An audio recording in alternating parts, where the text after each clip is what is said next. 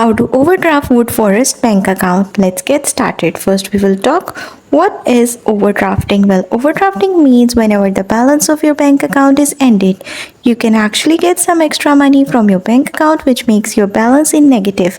And getting that balance is actually called as overdrafting. You can get the overdraft once your funds are finished on your bank account, or your funds are finished, you get or withdraw money. The money that goes in negative will be your overdraft. However, every bank has its own policy for overdrafting charges or overdrafting interest.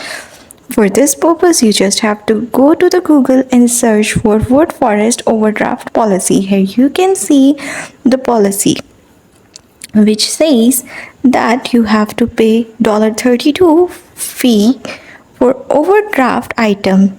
Now you just have to go through the policy and you will get the whole idea how much you have to pay for overdrafting. That's all. Don't forget to like and subscribe for more helpful content like this.